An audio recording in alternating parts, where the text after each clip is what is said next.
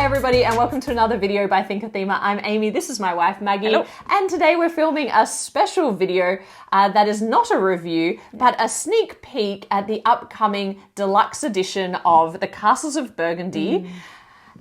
Because traditionally this game has not really been that art or component focused. We actually own, I believe this is the anniversary edition of the Castles of Burgundy. So we'll do a bit of compare and contrast of the two. I feel like I'm back at school. Yeah, compare and contrast. But we wanted to showcase the things that we think are a really big improvement on the editions past versus, you know, what we might like to see still improved a little bit more, but overall our thoughts and whether we think that this is a good investment or a better upgrade. Well, the word big, I think, is the biggest spoiler. It's a bigger box and it's a bigger pretty much everything else. Everything about the game is much bigger.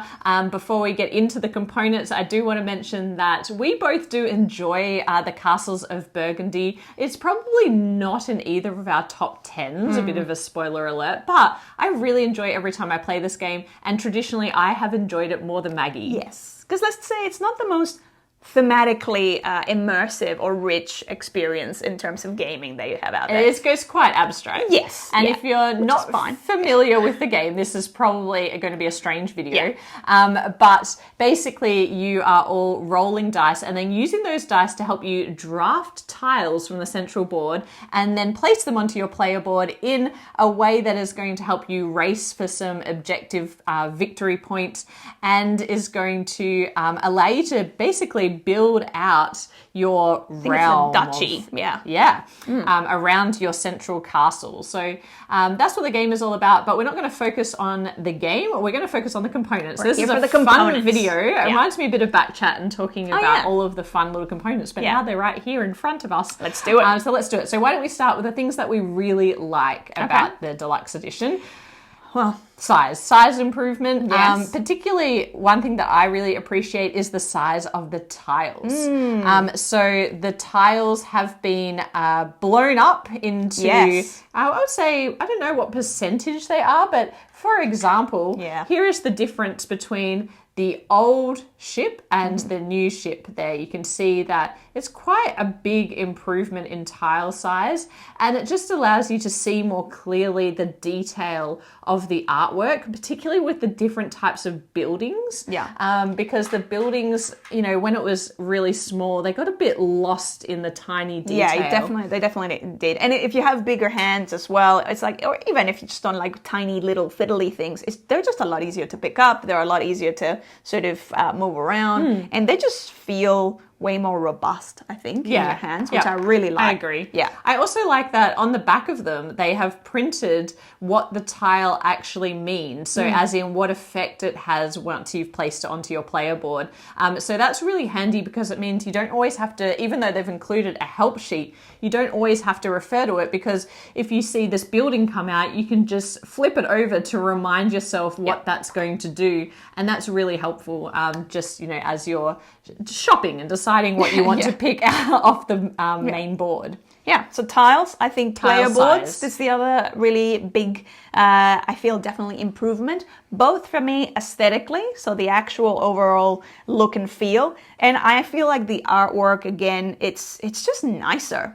And obviously it's a double layered board, which means double layered board means everything has its place. And there is this acrylic overlay that goes on top of the whichever. I got it back in. Oh my goodness! I had no hope. Like I had no faith that you would be able to get that back. So basically, you're just like you used to in the other game. You're choosing the map that sits underneath, and then you're placing now on top this acrylic overlay that helps hold the tiles in place. What a clever solution. Very satisfying. And it works really well. The only one thing you've got to be a little wary of is once you put it in, if you don't have fingernails, it can be a little bit tricky to get it back out if you decide to move it somewhere else. But most of the time in this game, it doesn't really happen. You know where it's going to go because there's usually limited places you can put it. And when you're tidying up, it's important to note that you can just lift up this acrylic and then remove all the tiles. So it doesn't get in the way of cleanup or anything like that. So I really liked that as well. Okay. The artwork on the tiles themselves is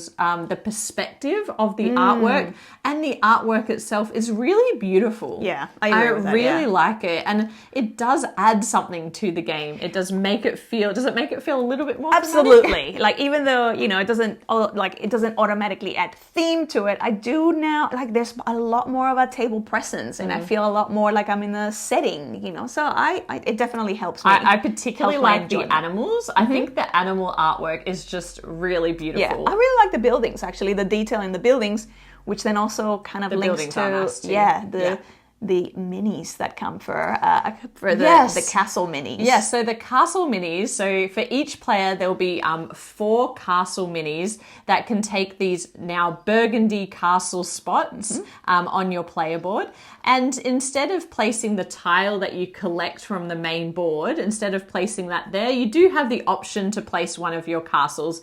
It makes no difference aside from the fact that it's more aesthetically pleasing. Yeah. I can see that some players, if you're a more serious gamer into Castles of Burgundy, may find that it obstructs your view of the tiles behind, but I never found that. I never found that when playing. Yes, it does a little bit, but I think the presence of the miniature, it definitely is worth it for me. They are also so detailed. Like, the actual minis themselves are so detailed and very sharp. So that's another... Very pointy. I wouldn't want to step on tower. one. Yeah. So it's one of those potentially dangerous game components to leave lying around on the floor. Not that you should anyways. And I hope we can really showcase this in the photos that we put up and the video, but it is so detailed, and they are really wonderful. And all this prototype was made by hand, so it of course might differ a little bit from the full production copy, but I have hope that these are going to be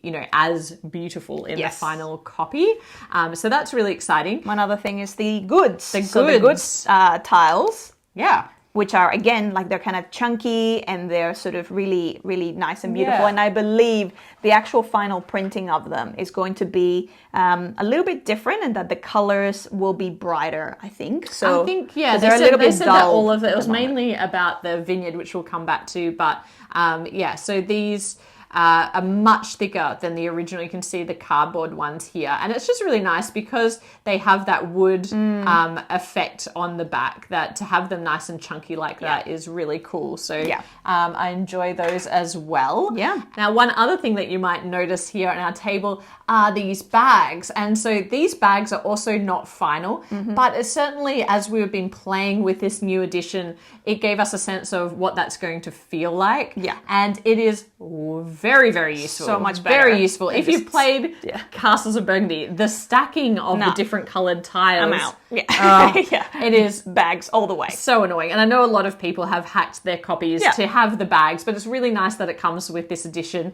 The prototype ones are quite large, probably a little bit too large because there's not that many tiles on the bottom of them.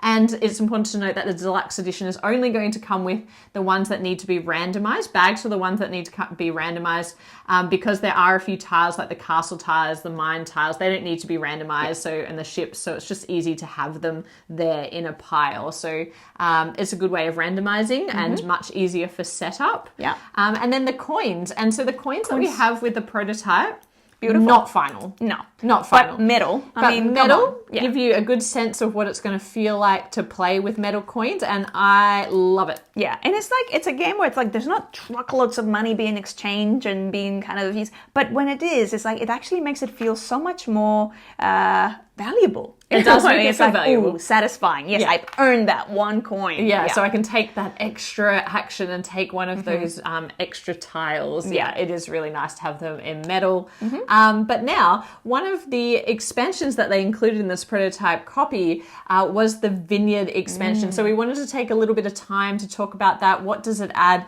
Components-wise, it adds this quad layer board, is that what we call it? It's 4 layers of a vineyard. And the way it works is that you are basically drafting these new double hex tiles from 2 different areas that you can draft the tiles from. One where you have to pay coins in a similar way to this kind of black market area where you can pay 2 extra coins at the end of your turn to draft from there. It just opens up the option to grab these double hex tiles as well.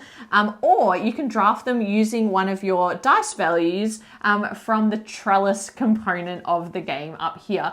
And so that gives you a little bit of a couple of different options for drafting. Interestingly, when they go into the area where you can only store 3 tiles, these double hexes take up 2 of those spaces, which is really irritating, but in the best kind of way, because it kind of gives you another tension point in the game. And the reason why you want to draft these tiles is because they are going to fill out this vineyard, and the vineyard is such that it is 4 levels, and you need to build it out from the bottom and to the rolling top. hill. Yeah. A rolling hill of a vineyard. Yes. So you know when you see the actual vineyards and you see like it's always on hills. So, yeah.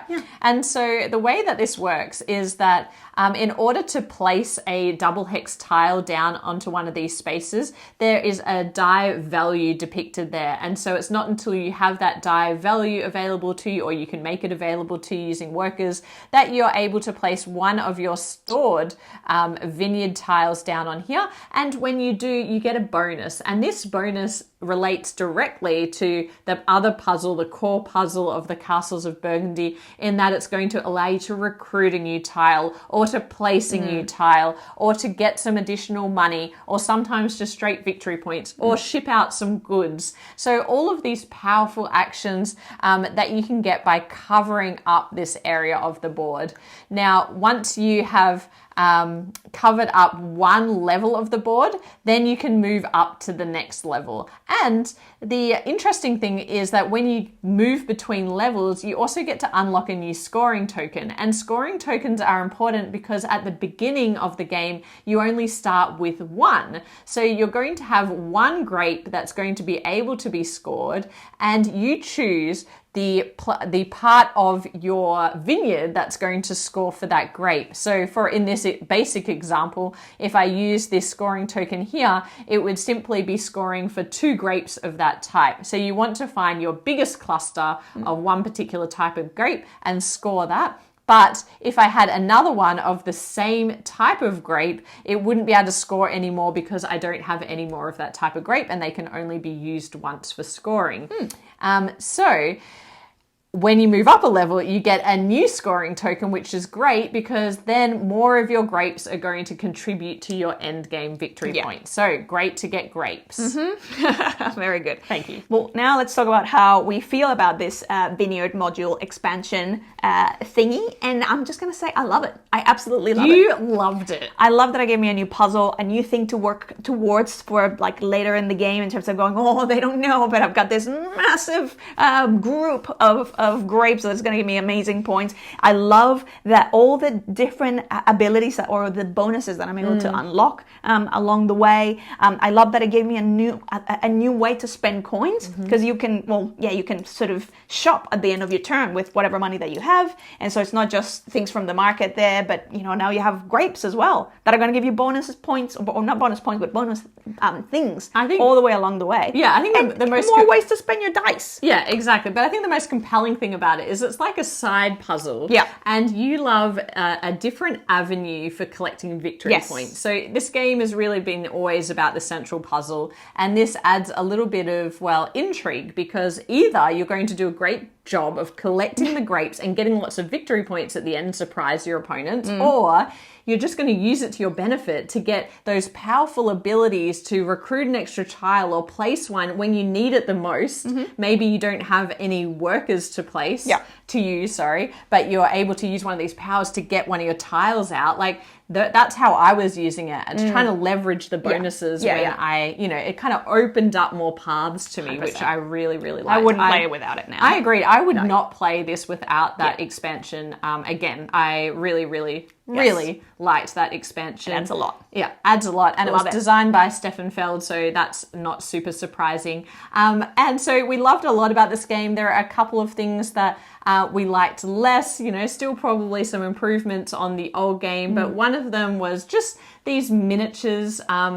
there's a lot of characterization in the miniatures that are basically used instead of these standees to go onto the victory point tracker. That's the only purpose of them. But when I play this game, I really feel like it's me doing this, building out my duchy. Like, I feel like it's weird to have a personification of my character in this because it doesn't really do anything. It's not that big a deal. It's just like it doesn't add anything for me and the gameplay. I do like these little stacking castles though. They're really towers. cool. I quite like those towers as well. Yeah, I just like the fact that they stack. I don't really mind Very satisfying. what shape they are, but it really works well for the turn order and having them be able to be stacked. Yeah.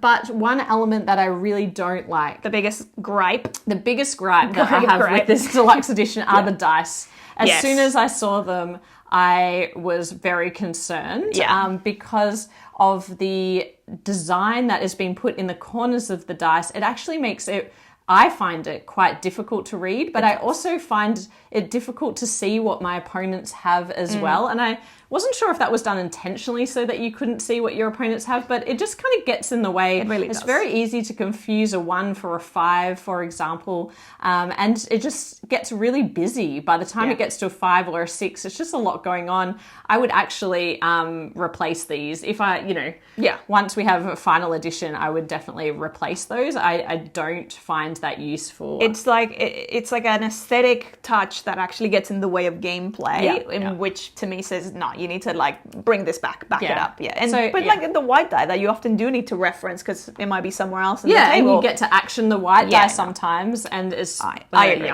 That's not a big one for me. So that is definitely the least favorite. And this is a huge game with lots of new components, and if that's your biggest gripe, well, it's just a tiny thing on a world of improvements. Like this player board, again, like I'm just looking at how the dice is sitting there. It's so everything has everything its place. Yeah, absolutely. It's so good. And the final little thing that we wanted to touch on is just these completion bonus tiles. They are really hard to tell apart with the colors because the one underneath is a slightly different color, and it's just really confusing. I would just rather that they were a blank color. Another example of different color combos. It's like if I were to shuffle them, it's like the it takes you longer. Color. Yeah, it takes you longer to figure out. Wait, so which one's this meant to be representing? Even I'm just looking at them now, and I still don't know which ones go together. So that is, I find that really confusing and unnecessary. I would please ask or hope for the final version to have a stripped back version of those and a stripped back version of these. But everything else, absolutely adore it. And this just makes this old version look so sad. It just makes it feel very like basic and essential.